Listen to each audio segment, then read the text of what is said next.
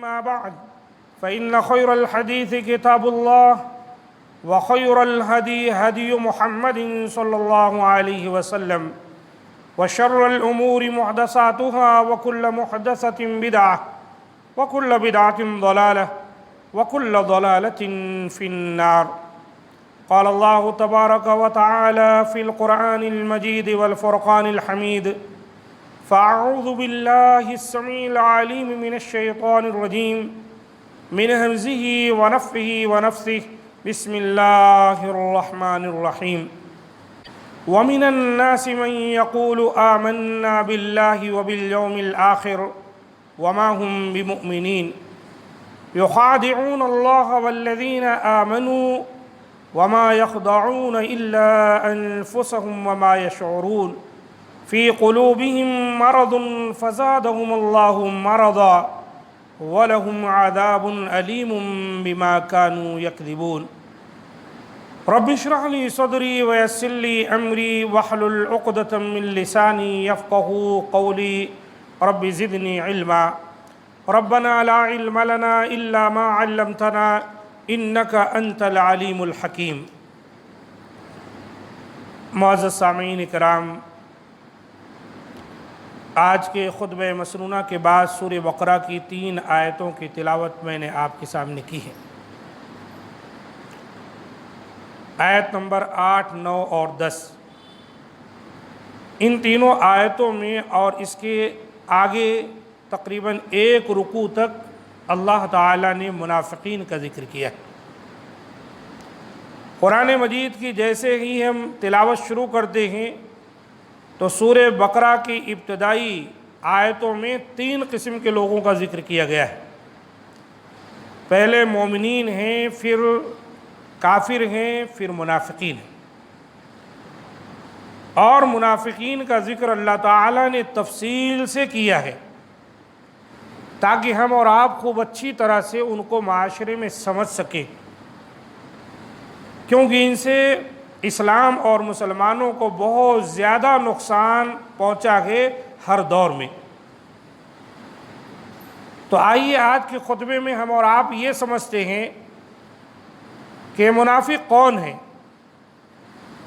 سب سے پہلی بات کہ یہ نفاق جو ہے خطرناک قسم کی بیماری ہے، اور جن لوگوں میں یہ بیماریاں پائی جاتی ہیں وہ خطرناک قسم کا گروہ ہے۔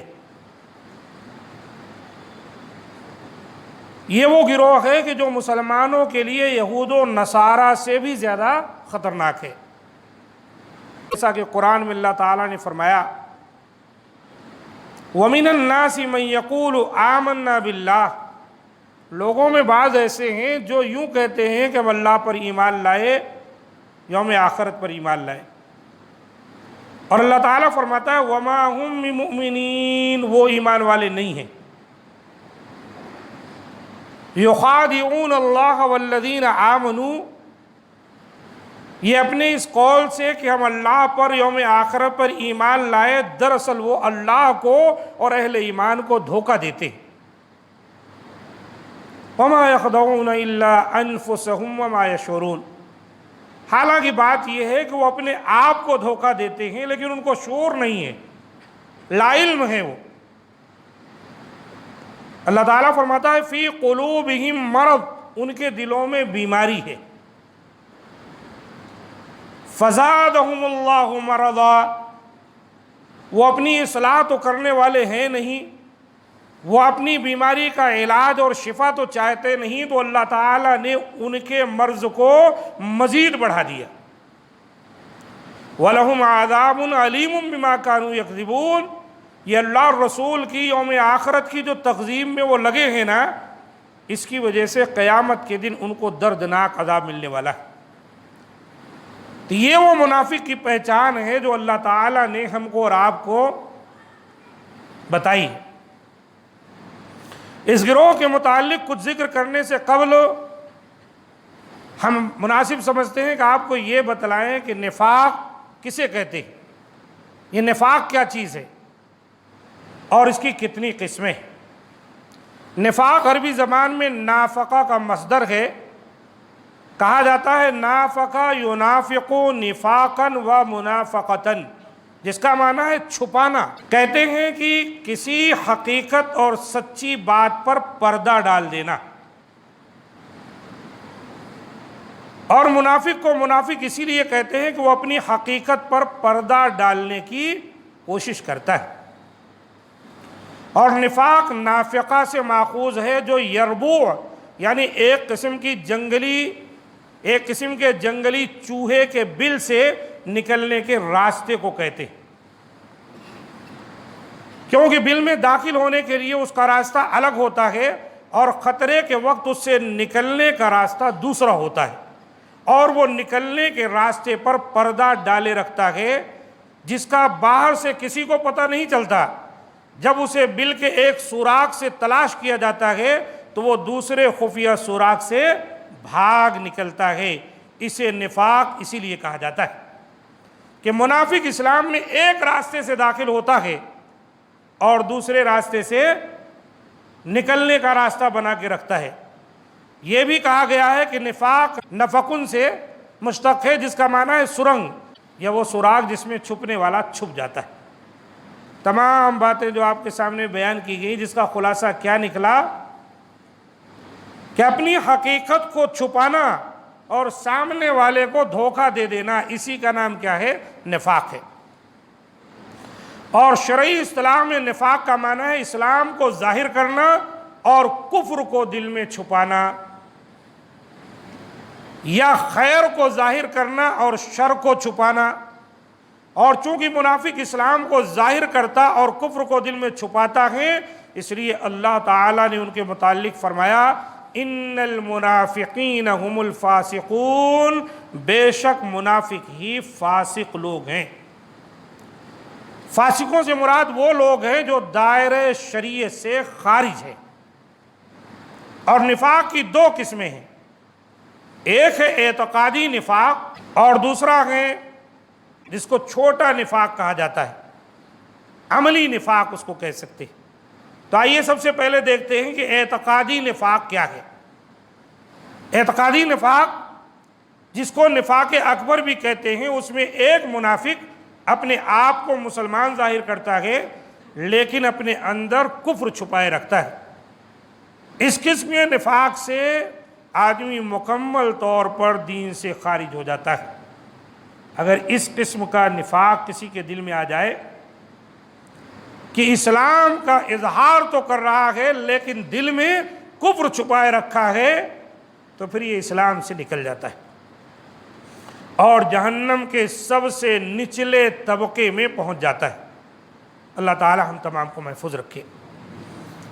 اس طرح کے منافق ہر زمانے میں رہے ہیں، اس طرح کے منافق ہر زمانے میں رہے ہیں، خاص طور پر اس وقت جب اسلام کی شان و شوکت بڑھ جاتی ہے اور یہ لوگ اس کا کھل کر مقابلہ نہیں کر سکتے، تو یہ اسلام میں داخل ہونے کا ڈھونگ رچاتے ہیں تاکہ اسلام اور مسلمانوں کے خلاف سازشیں کریں۔ پھر یہ مسلمانوں کے ساتھ زندگی بسر کرتے ہیں، اپنی جان، عصمت اور اپنے مال کی حفاظت کر لے جاتے ہیں اور در پردہ اسلام اور مسلمانوں کو نقصان پہنچانے کی کوشش کرتے رہتے ہیں۔ یہ ہے اعتقادی نفاق کہ جو یہاں تک پہنچ جائے کہ اسلام اور مسلمانوں کو وہ دشمن سمجھنے لگے۔ ظاہراً مسلمان، کیونکہ اسلام پھیلنے لگا، ساری دنیا کے اندر اسلام کا بول بالا ہو رہا ہے، اب اسے پتہ ہے کہ اگر میں نے کفر کا راستہ اختیار کیا تو گردن اڑا دی جائے گی، اگر میں ایمان سے ٹکر لیا تو چونکہ نفاق ہے اس کی وجہ سے منہ کی کھائے گا، تو کیا کرتے ہیں، جھٹ سے بظاہر اسلام قبول کر لیتے ہیں اور بباطن اپنی جو شر کی ان کی ایکٹیویٹیز ہے اس کو برابر جاری رکھتے ہیں۔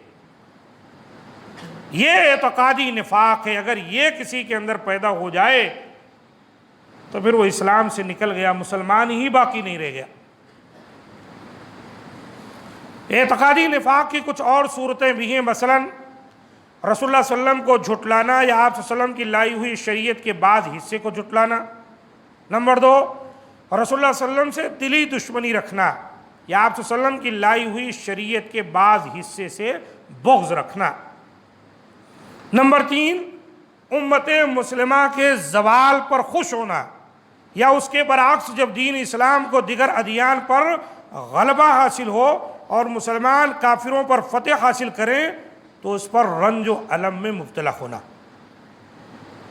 یہ ہے اور بھی منافقوں کی پہچان کہ اسلام کی ترقی اور مسلمانوں کی ترقی ان سے برداشت نہیں ہوتی۔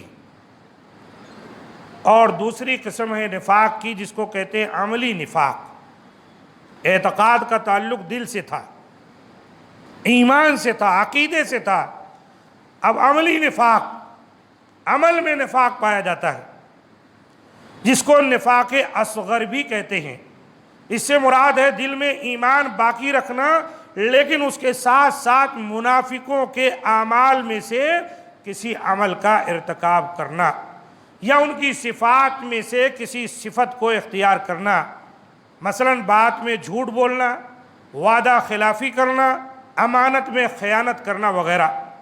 اس نفاق سے انسان دائرے اسلام سے خارج تو نہیں ہوتا، لیکن اس میں کچھ اچھی اور کچھ بری خصلتیں ہوتی ہیں، کچھ ایمانی خصلتیں ہوتی ہیں اور کچھ کفر اور نفاق کی عادتیں ہوتی ہیں، اور وہ اپنے اچھے اور برے عمل کے اعتبار سے ثواب یا عقاب کا مستحق ہوتا ہے۔ یعنی جس قدر وہ نفاق اس کے اندر زیادہ ہے اتنا زیادہ کفر کے قریب رہے گا، اور جس طرح ایمان ہے اس کے اندر اتنا ایمان کی طرف رہے گا، لیکن مکمل مومن نہیں ہے۔ اب آپ دیکھیے یہ عملی نفاق الا ماشاء اللہ ہم میں سے ہر ایک کے اندر موجود ہے۔ جھوٹ بولنا، امانت میں خیانت کرنا، وعدہ خلافی کرنا، یہ میں نہیں سمجھتا ہوں کہ کوئی کہے کہ ہمارے اندر یہ چیزیں موجود نہیں۔ تو یہ جان لیں یہ نفاق کی علامت ہے۔ اللہ تعالی ہم تمام کو اس سے محفوظ رکھے۔ نفاق اکبر اور نفاق اصغر کے درمیان فرق کیا ہوتا ہے؟ نفاق اکبر سے انسان دائرے اسلام سے خارج ہو جاتا ہے، جبکہ نفاق اصغر سے وہ اسلام سے خارج نہیں ہوتا۔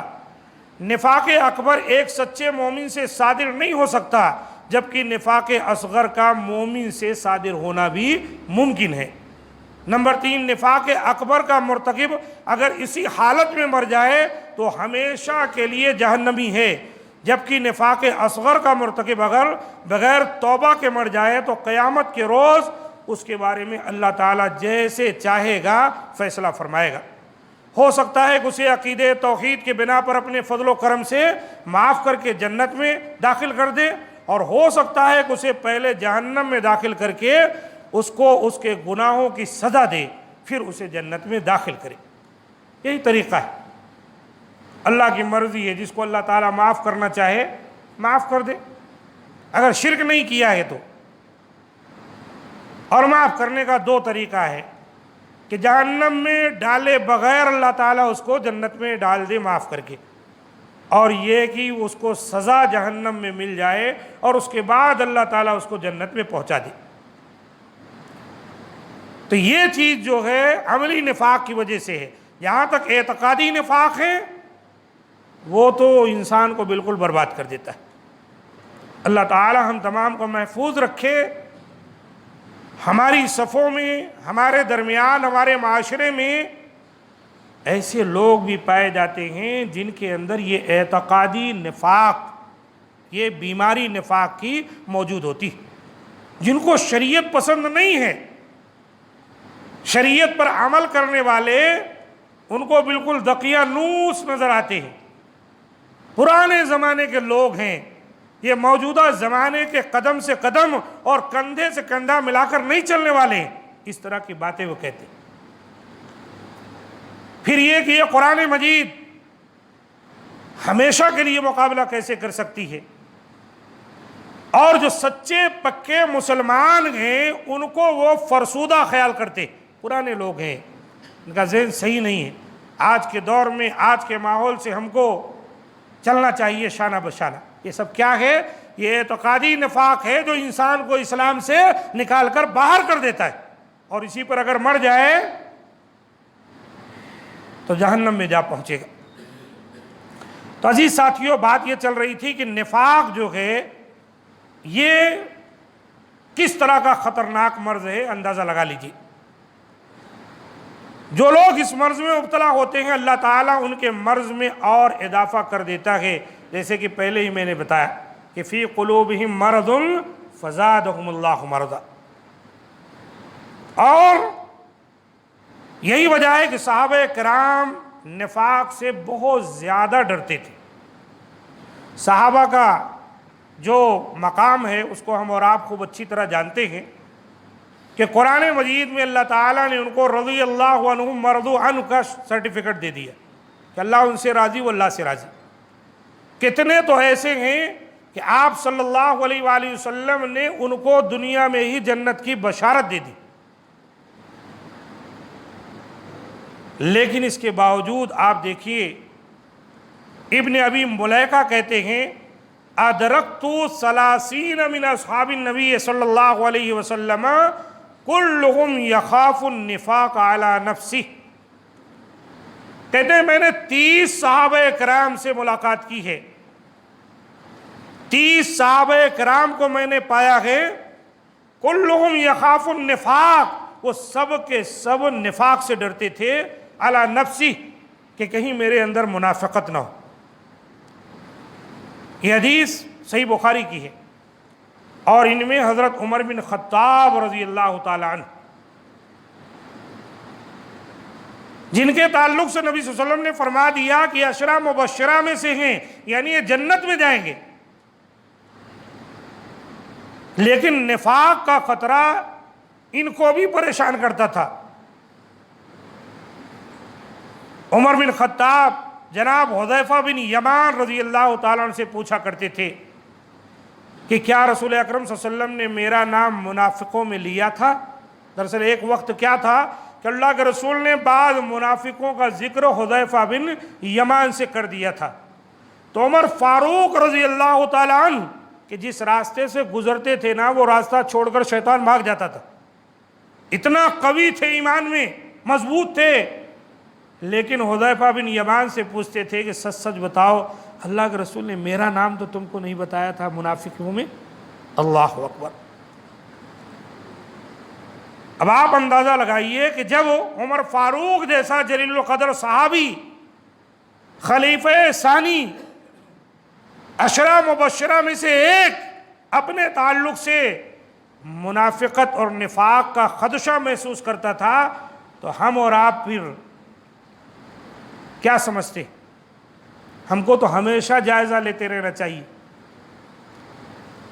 ہمارے ہاں عملی نفاق تو تقریباً ہے ہی، کہیں اعتقادی نفاق نہ گھس جائے کہ ہمارا سب کچھ برباد ہو جائے، اس کی فکر دامن گیر رہنی چاہیے، ہمہ وقت اپنا جائزہ لیتے رہنا چاہیے۔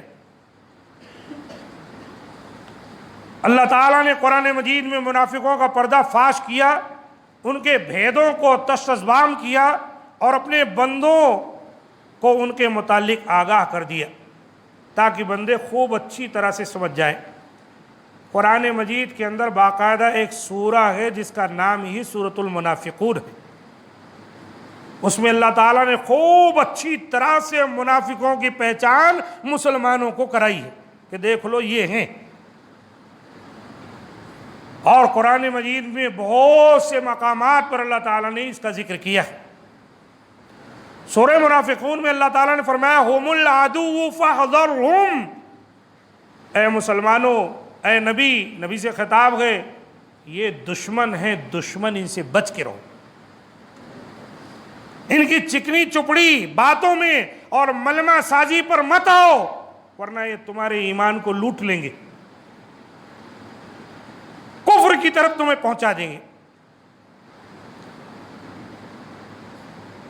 اور نبی صلی اللہ علیہ وسلم کے زمانے اقدس میں مدینہ منورہ کے اندر یہ تعداد بڑھتی جا رہی تھی۔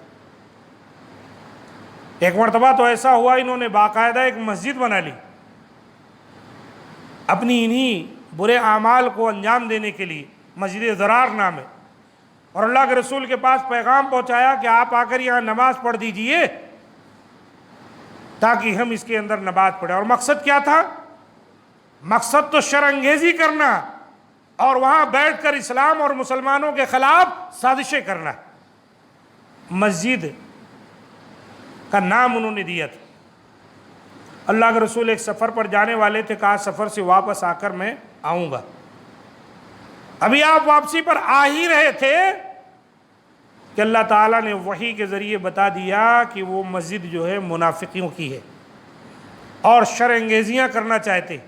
اللہ کے رسول نے صحابہ کرام کو بھجوا کر اس مسجد کو بالکل مسمار کر دیا، توڑ کر بالکل ختم کروا دیا۔ اس سے یہ پتہ چلا کہ ایسی مسجد جو معاشرے میں فتنہ اور فساد برپا کرنے کے لیے تیار کی جائے اور منافقوں کا ٹولہ مسجد کا نام دے کر لوگوں کو اس طرح بربادی کے راستے پر ڈالے تو اس کو بند کر دینا چاہیے، ورنہ بہت بڑا بگاڑ پیدا ہوگا۔ تو لہذا ہم کو اور آپ کو چاہیے کہ ہم اور آپ اپنے آپ کو ان نفاق والی صورتوں سے محفوظ رکھیں، مطالعہ کریں قرآن سنت کا، تاکہ یہ سمجھ سکیں کہ ہمارا عقیدہ کیسے ہونا چاہیے، اور اپنے عقائد کو قرآن و سنت اور اسلاف کے طرز پر درست کر کے رکھیں تاکہ اس کے اندر نفاق پیدا نہ ہونے پائے۔ اور روزمرہ کی زندگی میں بھی شریعت مطہرہ کو اپنے سامنے رکھیں کہ عملی نفاق ہمارے اندر پیدا نہ ہونے پائے، کیونکہ کوئی بھی چیز شروع میں چھوٹی سی ہوتی ہے اور بڑھتے بڑھتے وہ بڑھتی چلی جاتی۔ اگر یہ عملی نفاق ہمارے اندر پیدا ہو گیا تو یہ خدشہ ہے کہ یہ دھیرے دھیرے ہم کو اعتقادی نفاق بڑے گناہ کی طرف لے جا کر ڈال دے گا۔ اللہ تعالیٰ سے دعا ہے کہ مولا کریم ہم تمام کو نفاق جیسی برائی سے محفوظ رکھے اور ہمارے دلوں کو صاف اور ستھرا فرمائے، اور ایمان میں اللہ تعالیٰ ہم کو اور آپ کو راسخ کر دے، اور کفر و شرک و نفاق سے اللہ تعالیٰ محفوظ رکھے اور ہمیں قرآن و سنت کا پابند بنائے۔ مولا کریم جہاں کہیں مسلمان پریشان حال ہیں ان کی پریشانیوں کو دور فرمائے، جو ان میں بیمار ہیں اللہ تعالیٰ انہیں شفائے کاملہ عطا فرمائے، اور ان کی عزت و آبرو مال و خون کی اللہ تعالیٰ حفاظت فرمائے۔